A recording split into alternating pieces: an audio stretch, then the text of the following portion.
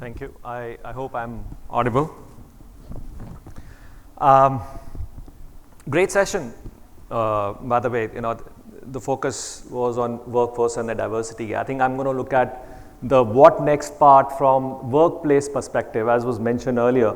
We came out with a report recently covering 26 emerging hubs or emerging locations / cities, largely looking into what is it in the talent pool which we can tap into outside the 7 major hubs. And when I'm talking about the 7 major hubs, it's the ones which are known to you, right? So the Hyderabad, Bangalore, Pune, Bombay, Delhi, etc. The metros. And maybe we can start with a quick poll here. How many of you have organizations which are outside the metro cities? The 7 which you think about include Hyderabad, Pune, the ones Kolkata, but outside these 7, how many? I see 7 or 8 hands, maybe 10. So I guess then this topic becomes even more relevant for a lot of organizations now. By the way, the Tier 2 and the Tier 3 conversation has been going on for 10 years. We've often spoken about overcrowding at the major cities, and we've spoken about moving to Tier 2, Tier 3 cities, but I guess there's a pivot which has just happened in the last 3 years. There was a discussion on pandemic before, where we almost asked our employee pool to go back to their hometowns, or they decided to go back to their hometowns and embrace a new normal. And lo and behold, now they've embraced it and almost demand it, right? So like they want to stay at the hometowns and still be productive and still be associated with the same brands, same organizations. So then we started thinking along with nasscom, and I really want to appreciate the support which they've provided in helping us get this report out on which are the cities where I guess we have bulk of technology talent. And there was a long list which we started looking into and ended up with 26, and I'll speak something about that. First, before we move ahead, why would we want to have a multi-city or multi-location strategy, right? I was speaking about overcrowding in the cities. I don't know whether you heard that news capsule which said that there's a highest concentration of Fortune 500 companies on a road in Bangalore. Possibly you may have caught that, right? There's a outer ring road, Sarjapur corridor. Well, that's great news capsule for India, but it also means for all of us that the switching costs for employees becomes all the more easier. So one, of course, is talent, right? It's becoming a little difficult to keep talent in these major hubs. Cost pressures will always be there. If I give you a bit some numbers, compare Gurgaon to Chandigarh, for example. The real estate cost in Gurgaon these days would be around 100 to 140 rupees per square foot per person, per square foot per month. In Chandigarh it would be almost half that, or Jaipur will be almost half that. So of course there's some cost pressures which mostly push us there. Quality of infrastructure. I'm from Bangalore, and it's become pretty convenient for me to go and join a meeting a little late and say traffic is an excuse. I'm not sure in Chennai if that's the same case. Possibly you can't use that excuse in some of the other towns. So of course the facilities, the standard of living and all that will definitely come into picture there. So that's another one, and I think the fourth one is very important. The government incentives. Government does incentivize us to be in Chennai or in Hyderabad or in Bangalore, but for the major hubs, and I'll speak about it, it is always plus. There are power tariff benefits or subsidies, there are internet subsidies, there are rental subsidies, and if you start looking at each government and what they've provided, it's always something additional. You can be in Bangalore, great, but if you want to be in Mysore, here's another 5%, right? Here's the tax advantage, another. So that is an aspect which I think the government is also pushing, and which we try to also incorporate in our report. So which other locations we looked at, right? As I said, the long list was there. My team tells me they started at one point with 250 cities. and then we eventually landed up with 26, looked at around 50 odd databases to get to this. So I don't know if, should I remove this chair? I don't know if some of these cities surprise you. A couple did surprise me. So these are the cities we actually looked at, and there are a few parameters we started thinking about. One, and basic thresholds, like you have to have minimum, let's say 10,000 odd threshold from IT pool perspective, access to airports. If you don't have an airport, then how far is the airport from your city to the next big city? Is the city part of the smart city focus for the country? So things like that. Some basic parameters had to be there for us to start considering and taking a deep down or double downing on the effort associated with these cities. I mean, there were a few decent revelations, and I think the first one I would go ahead and say is the startups. Guess, and maybe I'll open it up. Guess how many startups are there in these 26 cities registered in the national registries? How many startups? A shout out on the number. 7,000. There are 7,000 startups currently in these cities, not in the metros. Why is that important? It is important because when you're looking at talent pool, you're also looking at talent pool which is, which can do problem solving, something which is mentioned earlier, which has some green shoots with respect to innovation. They can think on their own, voice their opinion, can run a business. So those green shoots, I think, are already laid out now in these, and I think that was, in my mind, a factor which will sustain some of the labor aspects or labor intensive conversations in these cities. The other one, of course, cost advantages I spoke about is the scale. 60% of our overall talent pool comes from tier 2, tier 3 cities, which of course goes beyond these 26. 60%. And then if you read the report, you will see that 30% in general on any given year, 30% of grads actually move out from tier 2, 3 cities to come or look for jobs in major cities. So that's your talent pool. That's the one you're targeting, right? So if there are folks who would want to stay closer to their home and skilled and have proper infrastructure, and by the way, homogeneous mix of startups and organizations in these cities, then maybe that should be a part of your conversation, that should be part of your board conversations. And if we need to go to another center, then maybe some of these could be talking points. There were 5 pillars which we looked at. Talent I spoke about. Here we went a little deeper, started looking into the educational institutions, the size of the pool with respect to science graduates, engineering graduates, management graduates, all the data is in there. And one is just the looking at the numbers, but second is the longevity or sustainability of it, right? How much of that provides you the pipeline on a year-on-year basis to be able to sustain the growth which you want in those cities. Next is infrastructure.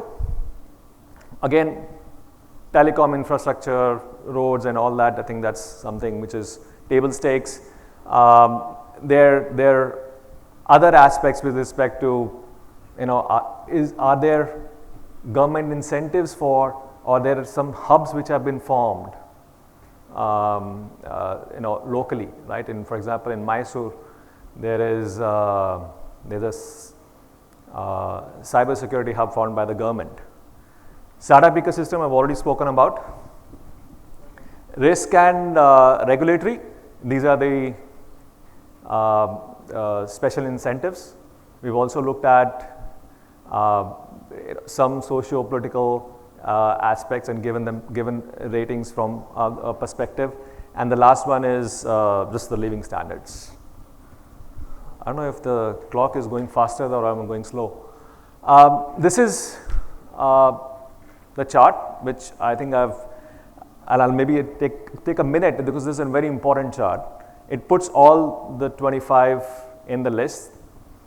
On the x-axis, you have total talent pool, which includes core skills, digital skills, everything, right? When I look at core, we are looking at your general Java kind of technologies, ADM activities. On digital, you have the new age ones, right? The IoT, you can think about blockchain, Industry 4.0, and all the new age technologies. And that's the graph we get. And by the way, you can take the pictures, but it's all available free of cost on nasscom website, on Deloitte website, the whole report. If you look at it, Ahmedabad and Jaipur is right there. And they, of course, feed off the fact they're the capital of their own states. But if you look at the other, look at Coimbatore, which is not too far from here, the second largest town in Chennai, so in Tamil Nadu, which provides a very good option for folks who are in Chennai. It almost has 100,000 odd size from a talent pool perspective. So if you look at X, on the right, you're looking at around 100,000 approximately talent pool. On the left is around 5 to 10K from IT perspective. I'm not including BPM here. And of course, somewhere in the middle is you have Indores and Bhopals of the world. What you have on the top left is skills focus. I spoke about Mysore. It's a very small city. It has not too many people, maybe 20,000 graduates. Similarly, 20,000 graduates coming every year. However, special focus on cyber, right? And of course, something which the government is promoting there. I thought I'll just take a minute to speak about a few. By the way, I spoke about startups. There are 7,000 startups and 3 unicorns also out of these. And Jaipur has 2. What was the name? Car Dekho, I think, is one of the unicorn from Jaipur. Then we have Lucknow sits right smack in the center. Again, from startups perspective, fairly vibrant. It has the Indian Angel Network, I think the Lucknow Angel Network, which breeds some of the incubators. And of course, you see some of the big employees sitting there, around 75,000 from talent pool perspective. I spoke about Coimbatore, pretty large size from the perspective on what attention is getting these days. Something I discussed, I'll move on.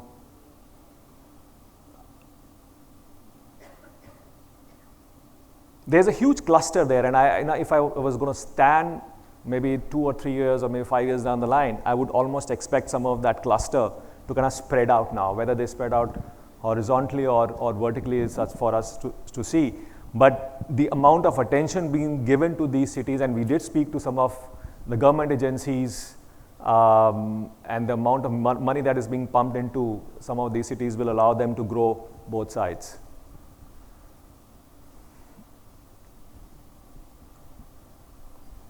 All right, so maybe one point I missed in the previous one.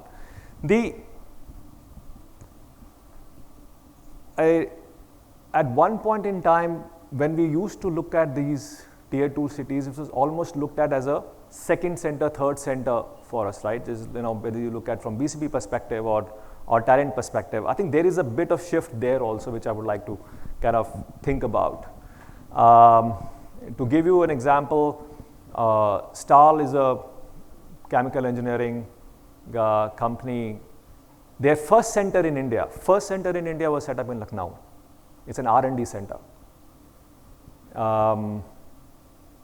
There are a few others, right? So Arkiva is another one which I thought I'll just mention. It's a software development company not too far away from here in Bangalore. There's another company I was researching. It has cluster of cities. They're not in a single major tier 1 organization. So the point I'm making is that there are organizations who are now putting a bet on these cities without having been into some of the major hubs, which speaks volume about the confidence which organizations have today on the talent which exists and the quality of talent. Of course, the scale is one parameter.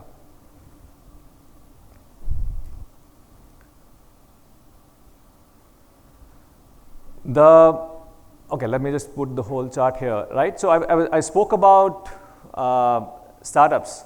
It's important to note. By the way, in the previous research which we did, we never have had startups as one of the parameters to almost evaluate the cities. We do this evaluation for large clients on a regular basis. It's only in the last 2-3 years, there's almost a demand to consider a city's innovation potential, creativity potential, and the number of incubators provide you that semblance of, like I was mentioning, right, the creativity, problem solving and such. Yeah.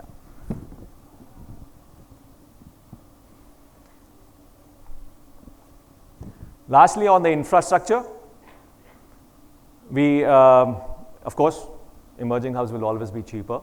From salary costs also, salary cost typically compares 20 to 30%, right? If you're looking at a junior engineer in Bangalore, you're looking at 6 to 8 lakhs on an annual basis, whereas maybe one of the emerging hubs could be around 4 to 6. The number of SEZs, I think this is where I was talking about the government's attention, right? 34% of the SEZs currently now are in the emerging hubs, and 15 out of the 60 STPIs. Tells you something about where the next set of organizations are going to be. I think I'm beyond my time, so I'll keep it short. In summary, and please go ahead, use that to download the report. It's available free of cost. The key point I want to make is, as you look at where should be your next 200, 500,000 people should be sitting at, right? It is very important to pick that conversation with the exec council, with the board, and think about going beyond the major cities also. You may choose to continue to be in the major hubs, but it is worth understanding what you're missing out from the emerging hubs too. Thank you, that's my time. I don't have time for questions, but we can, of course, catch up over lunch. Thank you. For more content on tech and leadership, subscribe to nasscom YouTube channel and press the bell icon to never miss an update.